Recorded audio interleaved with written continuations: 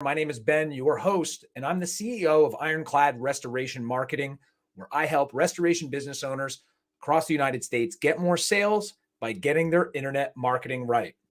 Now, if you're listening to this, there's a good chance that you may own a business, and in that, the entrepreneurship journey, there are a lot of ups and downs. Sometimes there's more downs than ups, but that makes it all the more special when you do break through and become a successful business. And we're very excited to have today's guest on because he has such an interesting journey into the restoration industry. And we're very happy to have him on. So without further ado, I want you guys to welcome Elan Pesamanik to the Restoration Rundown podcast. Elan, welcome. Thank you for joining us. Hi, Ben. Good to see you. Good to see you too. So I mentioned before when we were introducing you that you do have such an interesting journey, an interesting background.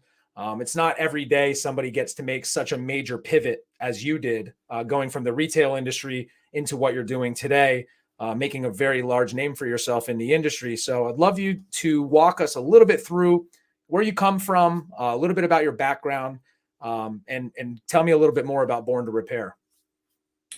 So I was born in Atlanta, but I was raised in Israel. And I spent 22 years in Israel before I moved to live in the States. Here I opened a retail business in the shopping malls. I used to own kiosks together with my wife. That worked for 14 years until suddenly it didn't. So then I had to find myself all over again. I was already close to 40 with no education, and my business was closed down. By accident, I found myself in a surf pro. So I taught myself how to repair their equipment, and I saw potential in having this as a business. So then that's how basically I got into my business. So your business is Born to Repair, and it's kind of funny because I look at things and try to be figurative and literal sometimes. And we all know you've owned businesses. You're a very good business person by all intents and purposes. But there is a little death and a pivot that has to happen sometimes in business. And I find it very interesting that you go from the retail world, having all these kiosks in shopping malls. And with the birth of Amazon, the internet, obviously you had to make a major pivot in your life. With you mentioned no education, but I know that looking at your background a little bit, you do have some experience as an electrician's apprentice. So is that what really got you involved? And how did you decide to make that pivot from business owner having multiple kiosks in these malls to now where you're at with Born to Repair, repairing equipment for restoration contractors and educating restoration businesses and manufacturers on how to repair that equipment themselves? So yes, of course. As a child, I worked as an electrician's assistant in a community that is kind of far from the city. So electricians basically do their everything. They also do the appliance repair and also telephone line repairs and also HVAC installation. So wow. there's a lot of everything, and I really liked doing that as a child. But growing up, I just was attracted to what was more lucrative. And retail at the time was extremely lucrative. And I just had a very comfortable, easy life. And I just, didn't want to do anything else, even though it wasn't really my passion. It was just, something that I did to, to support my family. But after I closed my business, I tried getting into the appliance repair business because at least here in California, it doesn't require any certification. So my friend also had kiosks. He also transferred into the appliance business. He offered me to join him. I joined him for a month. And I, learned everything that he did. It was easy because I already had my, my experience. Yeah. So I, of course, wanted to open an appliance business because just being an employee, after being a boss for so long, it's so difficult to be an employee. So I partnered up with another person who wanted also to open a business with me. But after working on our business model and everything, we split our ways to get things done faster. He was supposed to open a website when I was supposed to get my HVAC certification from the EPA. I did my thing. He took a little too long. My wife was really upset that I'm, sitting around the house. So she wanted me out of the house. So I started working as a temp at ServPro. The boss, he saw on my application that I repair appliances. He took me to the warehouse to where the broken pile was. Showed me, asked me if I can do something about that. So I taught myself how to repair the stuff. I was there for only like 2 months, but he showed me the estimate from the company who used to repair for him, and it was extremely high. Yeah. And I felt like being paid as much as I did as a temp in a ServPro was just not equal to the value that I bring. Right. So basically, I told them, look, I want you to triple my salary, or I'm going to all of your competition, and I'm going to repair for them too. All right, that's one way to do it. That's pretty interesting. So you saw that there was a need, and being a businessman, going from a business owner to an employee is not an easy thing. I've been there, and I've also spent a lot of time as an employee, which made me not want to ever go back and do that. So I do own multiple businesses myself, so I definitely can appreciate that. And it is actually inspirational that you got to do that. Some people just lay down and roll over and die when something like that happens, when you pour yourself into something for 14 years and it goes out the window. To be honest, so here you are at ServPro telling your boss, give me some more money or I'm going out there and I'm going to do this myself and I'm going to take over, which you seemingly are doing so far. And I know that it's not always easy to first start a business, right? Then have the information and the tools and the knowledge to actually facilitate and provide a good service or a product. But the harder part is marketing yourself and getting your name out there, all the while having to pay your bills and manage your day-to-day operations. And I'm sure that it wasn't a rip the Band-Aid off, leave the industry right off the bat to get yourself going. So talk to me a little bit and talk to the audience a little bit about how you got the foothold that you have today from being that guy demanding a higher salary, seeing that need, to where you are today with Born to Repair and a new product out there for cleaning that we're going to talk about as well. So first, I want to make it clear that I'm not from the marketing world. I don't know anything about marketing. For my restoration business, I worked in a mall. They did all of the marketing for me. So I don't know the marketing lingo. I'm not, I am not from that. So I just did what was logical to me. And, if, whoever is listening is going to copy what I did, I can't guarantee that it will work for them. I'm just saying that, my journey worked for me. Yeah. If you can take something out of this, then that will make me happy. But, it's not a science. So hopefully, somebody can take something out of this. But so the first thing I did is I just Googled restoration companies near me. And I just knocked on everybody's doors. I just drove around with my car, and I went door to door, and I said, "Hey, I know how to repair. Do you have equipment? This is how much I charge."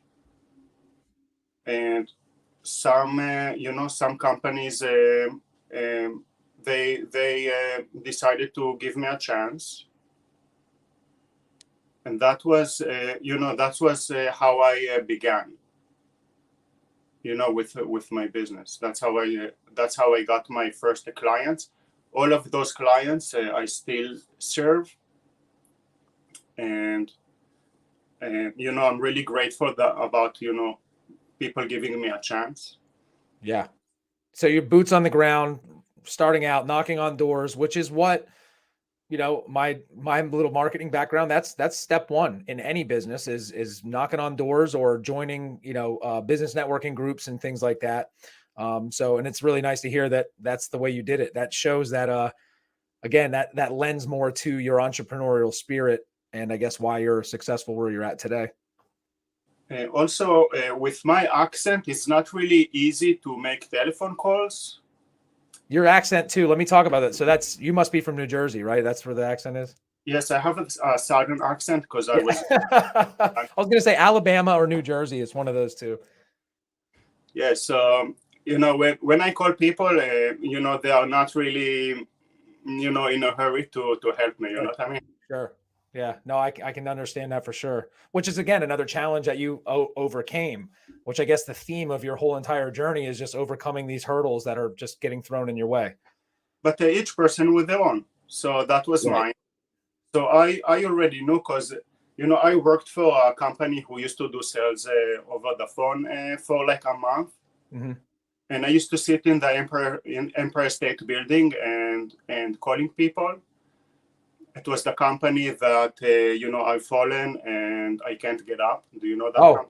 Life Alert. Yes. Best commercial of the 80s, I think, ever, or the most iconic, or one of the most iconic. And I'm like, hey, I'm calling from Life Alert. Here's some info. And they're like, where are you from? I'm like, oh, I'm in the Empire State Building right now. Nobody believed. Nobody. Biloxi, Mississippi. I lasted a month doing that. It was Yeah. very difficult. I made $400. Yeah, those phone sales are tough. And again, with an entrepreneur site, that's it's you got the experience, but I'm sure you heard a lot of no's and a lot of slam doors in your faces. That happens for everybody. Cold calling is one of the toughest things you can do out there, but it's an important part of the business and growing it. It's funny that you call people and they complain that they don't have money because the immigrants took all of the jobs.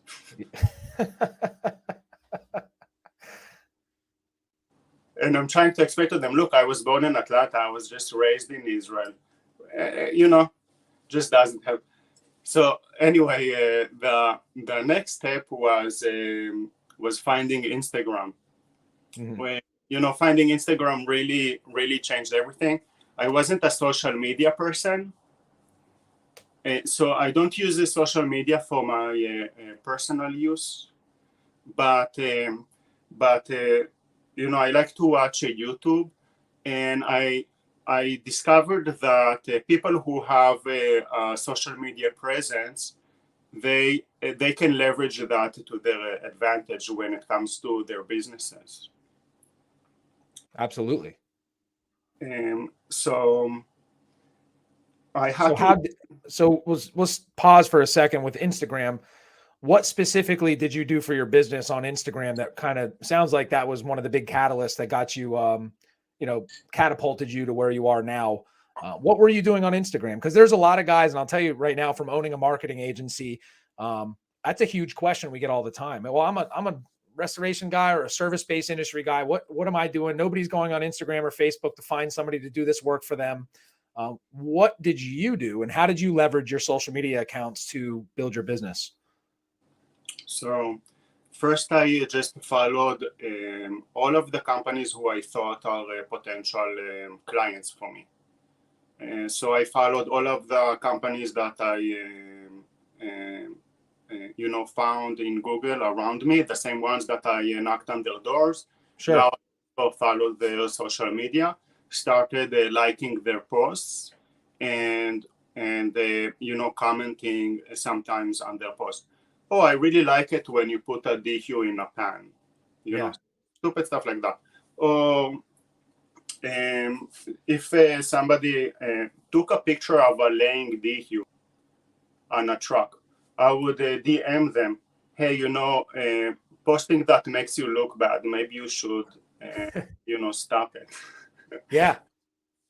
some stuff that are just basic and stupid, It's and I know you say stupid and basic, but honestly, that's the key. From an outbound marketing perspective, it's what everybody should be doing. If you want B2B work, um, and just to recap, you're following people that you want to target as clients that are in the industry. You're engaging with them, and you're presenting problems that they may be facing that you're seeing based off of your experience through a DM. So you're personalizing your marketing experience, and they're getting to know you versus continuously knocking on their door and calling their phones until they block your phone number. You're engaging with them on multiple channels. And that's one of the things we preach here is this omni-channel approach, right? If you're limiting yourself just knocking on doors or picking up the phone, but now you're engaging with them on a more passive platform, and you're getting to know them through their business and offering some sort of value versus just asking for a sale. Hey, here's a flyer, call us if you need us. They're never going to remember you that way. So you're almost, in a sense,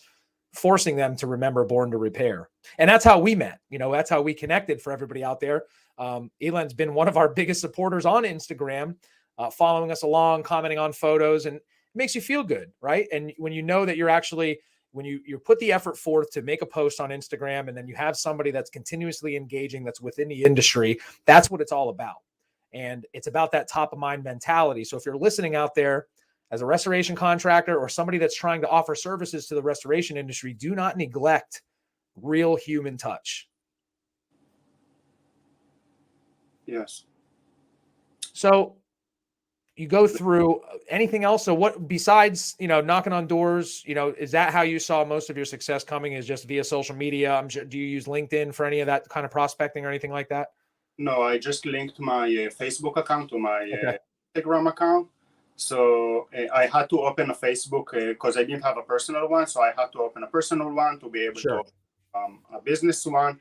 Then I linked my two business accounts together, the Instagram to the Facebook. And then, every post that I post on Instagram also automatically uploads to the Facebook. Okay. But I started utilizing Facebook only later on for the Mm-hmm. group. Yes. Groups are very helpful when it Yes. comes to engaging with the community, but also creating your own community. But that only happened to me later on. So meanwhile, every time I went to a company to repair for them, because I repair in their own warehouse. This is something about my business model that is different from other repair services.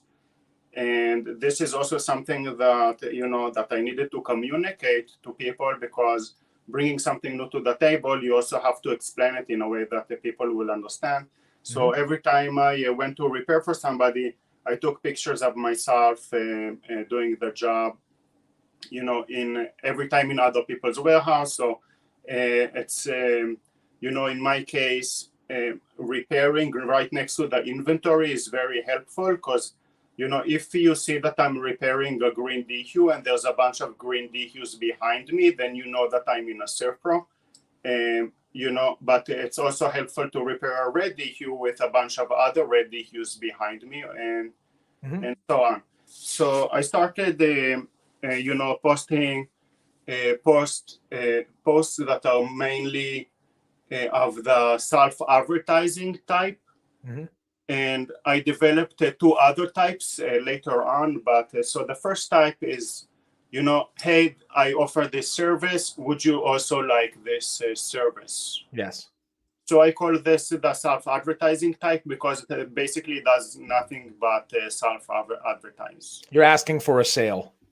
Right. And people, I notice some of them respond to that, but, basically the people who, want to engage with your service. Yes.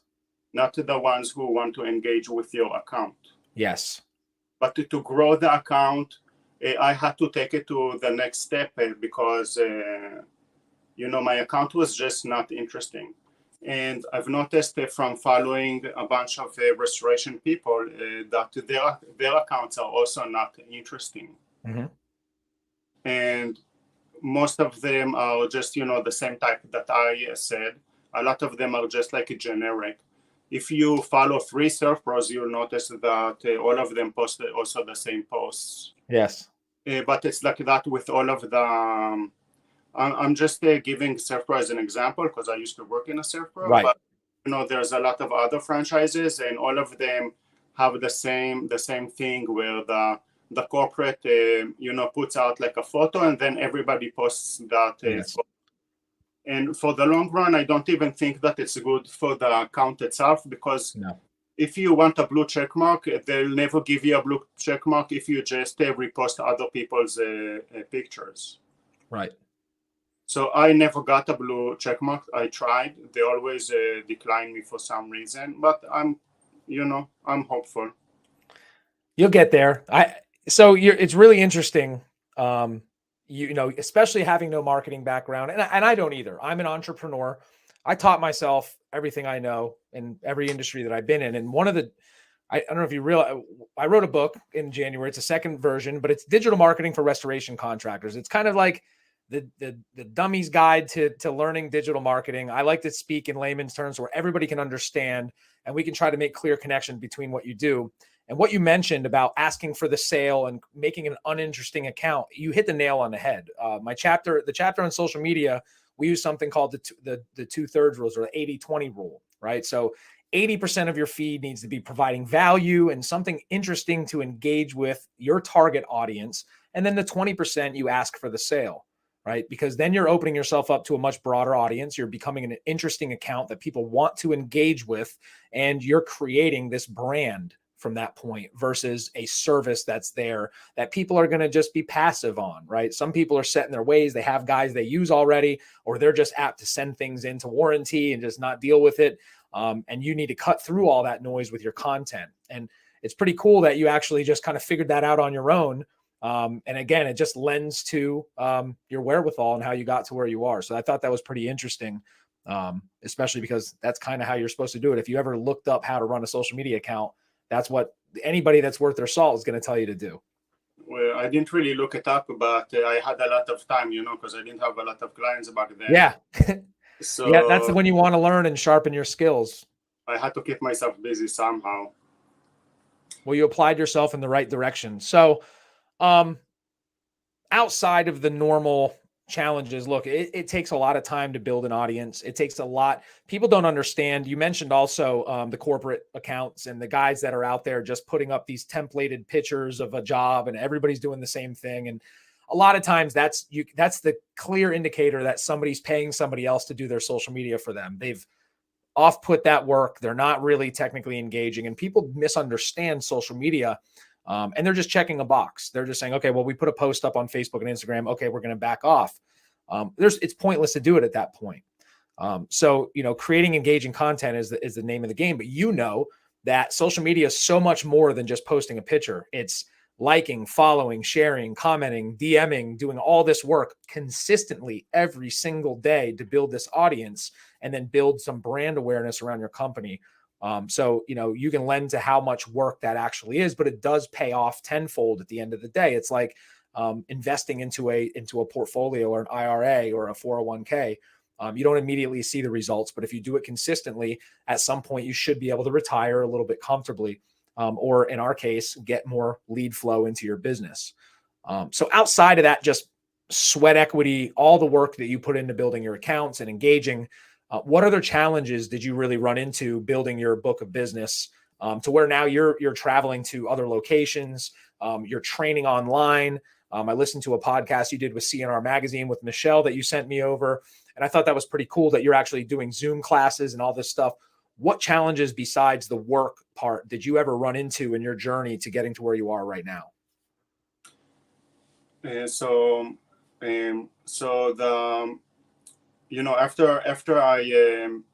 I discovered that my account isn't interesting, I had to change it to something that the people would like to engage with it. That basically, that took me to the next level when it comes to to getting in touch with manufacturers and being on a podcast. That's how John Isaacson discovered my account, asked me to be on his podcast. that was the first one that I did. I didn't even know that there were podcasts for the industry. And you have his books in the background, I see too. Where are you going to get the new one?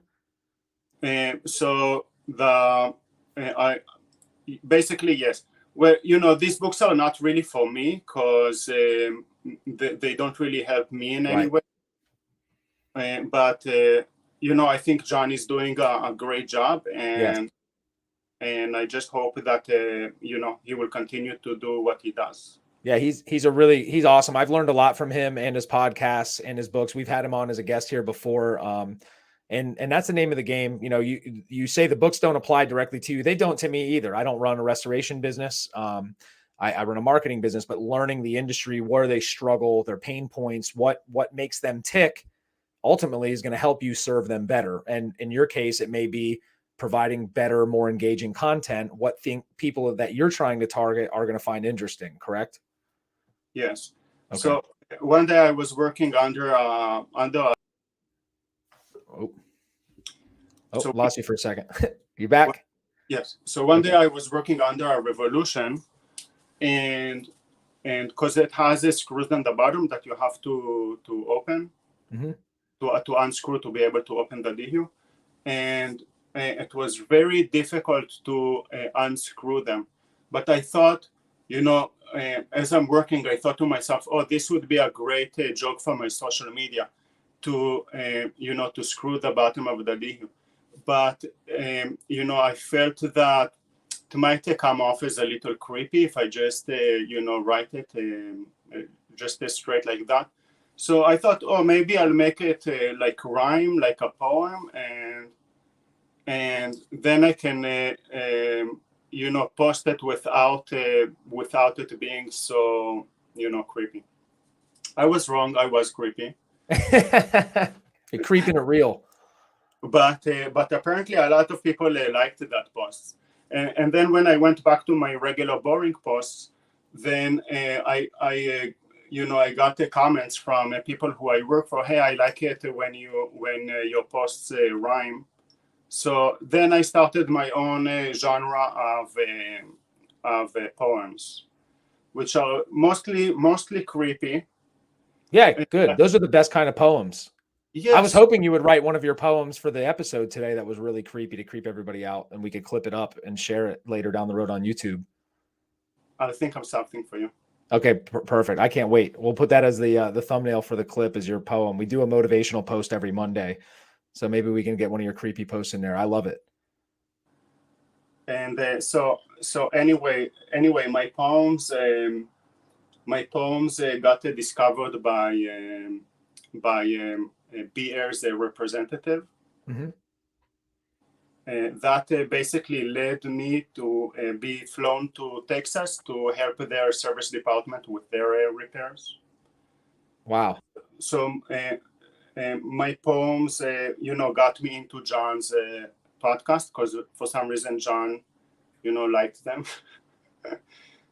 And the third type of content that I started posting is just like you do. Like in my case it's repair tips. In your case it's marketing tips. So that's like a useful information. Sure. So the second type was entertaining information. The third type was useful information. And I found that I can share the repair tips. I can share them into the groups because you can't self-promote in the groups. They won't authorize that post.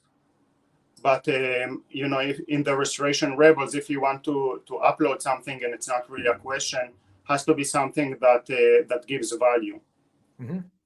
So that's how a lot of people started discovering me on Facebook too. Yeah, I love the Rebels group. So recapping, you've got three types of posts you do, and they're right along. If anybody's ever read my book or listened to all the videos that I make, the value-based videos, and I definitely need to get better with the entertainment. We started doing it a lot pre-pandemic when I had my green screen set up. We were doing a lot of funny videos. We got a lot of engagement with it. But now we're strictly value, and I try to be funny because you can. It's a slippery slope. You can get kind of creepy and you can get kind of weird, and I think that's okay because you have a lot of noise you have to cut through. There's a lot of distractions online, so I think that's pretty cool. So you've got the 3 types of posts, right? You have your informative, educational, still your creepy poems. Then you've got your value-based posts, and then you ask for the sale every 3rd post or your 3rd type of post, however you want to do your frequency. And that's right there. That's the 80-20. That's the 2/3 rule, whatever you want to call it with marketing. And that's how you cut through the noise. And you have companies reaching out to you, flying you to their places to train their people because of that thing you almost didn't post of your creepy poem. So speaking of value, I want to switch gears a little bit. Seeing that you are born to repair, you are, the expert in the industry about repairing equipment. I want you to share 3 of the most common issues you found or you find when it comes to equipment maintenance and repair. And then I want you to give me 3 tips to help prevent major catastrophe with equipment, because we all know setting up all your drying equipment on a major, on a big job, you need to be able to rely on that equipment being clean and actually functioning properly to keep your overhead low and not shut down operations. So if you can give me 3 of the most common issues you find, and then 3 easy tips people can take action with right now to, I guess, take money out of your pocket if they're not breaking down their machines. But I think that it's important to maintain the machines, because part of what you do is provide value and position yourself as an expert in this industry. Yes, the first and most common issue in the industry, and it is industry-wide with small exceptions, is that equipment is constantly dirty, and that's the reason why the equipment has pumping issues. So dirty equipment directly causes pumping issues, and people don't realize that, So to keep your equipment clean, I recommend, first of all, the most obvious thing, when performing a demo, take the equipment outside of the containment or the room where the demo is being performed, and let the dust settle, and then only reintroduce the equipment after the demo. Because then all of the nails, they just clog the pumps and all of the dust and the chips or whatever. Sure. And another thing you can do is when you're already done with the demo and you're ready to put all the bags in the truck, don't put the garbage bags on top of the equipment. Because that's the standard in the industry. Put in the equipment, put the garbage on top of the equipment. Yeah, you got to hold down the equipment from blowing out of your truck or your van, right? Right. Because you don't want it to jump around. And you don't want to tie the garbage bags closed either, just in case, somebody tries to steal your equipment, they just spill garbage everywhere. Yes, tying is a waste of time. Yeah. And time is money until your equipment breaks down and you can't make any money, right? And then you pay me, then I make money. All right. Hey, we'll cut that part out so where we don't tell them these tips, maybe we'll save it. So the top 2. So yeah, everybody, look, when you're demoing work, don't have your equipment in there running when you've got drywall dust or whatever the case may be, mold, whatever. You're just, making your equipment work double time, making it dirty. So the most common thing you have that's breaking machines down that you find is just dirty equipment that's not well maintained and taken care of. The next thing is use the right filters. If you have the right filters, then dirt will not go into the equipment. It will not cause the problem. Okay, the next problem is that people don't read the manuals of the equipment.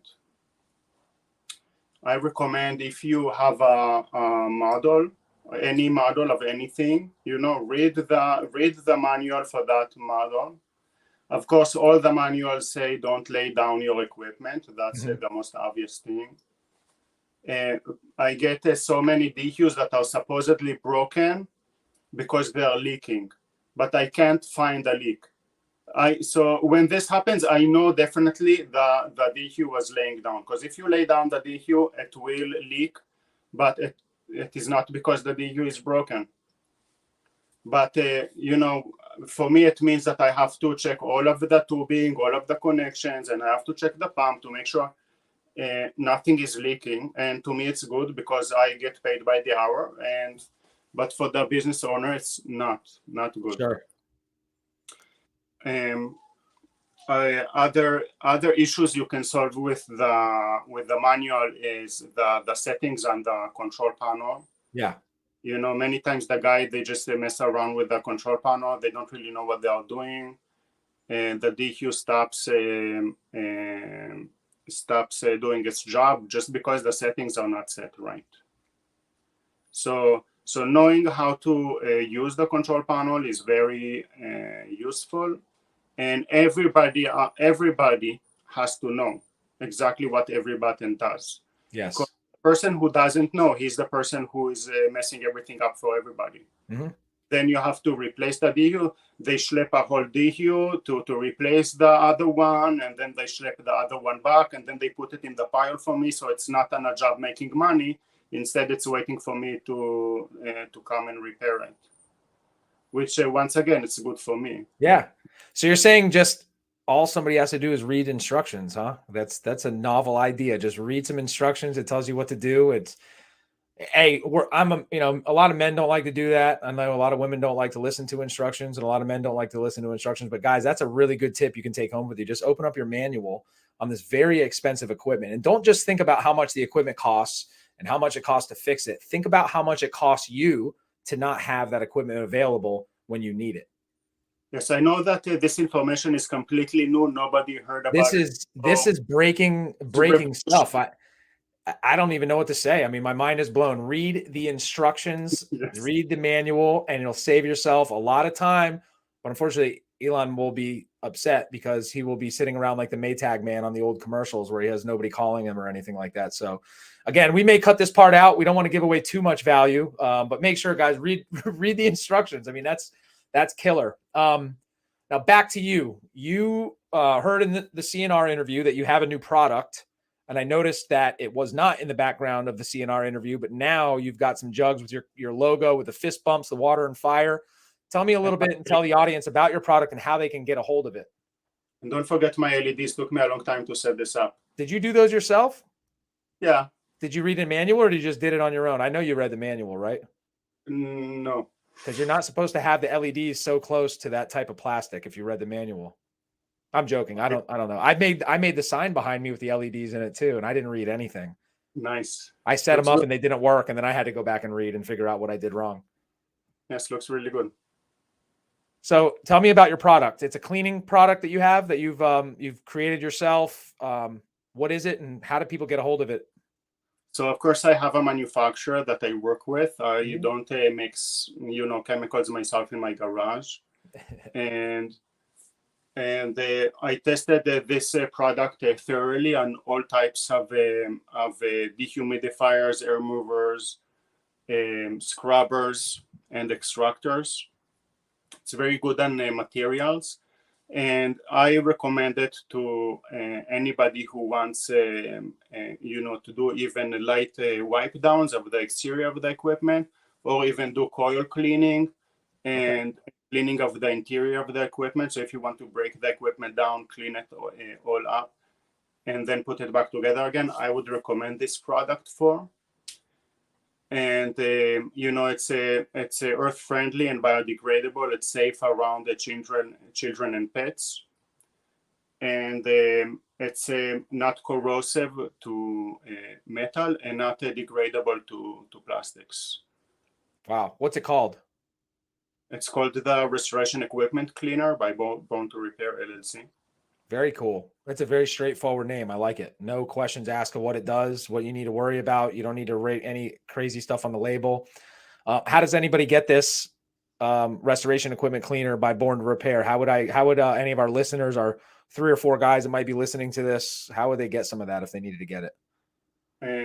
Just DM me on social media. Okay. And speaking of which, I didn't want to go there yet. So DM you on social media. We're going to give you get all your links and everything out there first. You mentioned before that you started getting into the Facebook groups a little bit. And I know that you started a group recently for people out there that are into repairing their own equipment. This isn't for rookies or people trying to learn. This is for people that already kind of know, to share advice, much like the Rebels, much like Water Damage Restoration Connection, where it's industry professionals that are sharing ideas. Can you tell me a little bit about that and how, if anybody's into that, they can get in touch with you? So first of all, thank you for making that distinction, because many people are trying to join the group without any knowledge about that. Yeah. About repairs, I mean. And repairs are dangerous if you don't know what you're doing. Sure. So just look at my post on social media, and you will see that I'm working in a puddle with an electrical machine that is turned on. Yeah. So first of all, everybody who is taking a part in repairs of restoration equipment is also taking a risk. Yes. You have to be insured as well as knowledgeable, and you have to be aware that that you will definitely get shocked every once in a while. I hate being shocked. I stay right away from electrical work whenever I can avoid it. It's like my big thing. We grew up around fields with electric fences, and I guess the PTSD from getting dared to touch them, I just try to stay away from it. I use it a lot. I was trained in a country where the standard is at 220 volts. Oh, that's nothing. That's only double 110.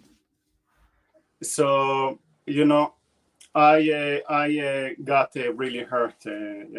That's not just a shock. That's your hair standing straight up and turning white, maybe burns. One time, a hole in my finger that went all the way almost to the bone. Man, yeah. So it's dangerous out there, guys. What is the name of your Facebook group for anybody that's not a rookie that is into repairing equipment? What's the name of the group so they can find it? In-house restoration equipment repairs. In-house restoration equipment repair. We'll probably share this stuff when we clip this episode up later, but if you are listening now or you're going to watch the replay on YouTube, in-house restoration equipment repair. Elan, it's been great having you on. I think we could go on for a while about everything that you have happening. But if anybody out there, I know you're based in San Diego and you serve the greater Southern California, you're in Southern Los Angeles a lot. You're also flying to different warehouses, so you have that availability. You're running Zoom classes and you're doing a lot of work. How would anybody, not only in California, get in touch with you? What's the best way to contact you? And I know it's probably social media via your company. How would somebody get in touch with you to get that thing happening? Exactly like you said, just DM me on social media. Born to Repair LLC on Instagram. That's how we met. And on Facebook as well. Elan, I wanted to thank you so much for coming on today and taking out time. I know you got a ton to do. We've got a lot of equipment to repair. His chair is actually made out of old equipment that he had to part out. Everything in his house is actually made out of old restoration equipment. He told me beforehand. Yes. Even the LED light. Yes. Yeah. He's inside of a dehumidifier right now, coming live to you guys. Well, Elan, thank you so much for coming on. I'm going to get you a copy of my book out in the mail so you can put it up on your shelf for the next podcast interview that you do. And anyways, I wanted to thank you for coming on. Everybody, check him out. Born to Repair LLC, my friend and yours. He's going to repair all your equipment and repair holes in your fingers if you try to mess with 220 voltage. Thanks, Elan. Thank you so much.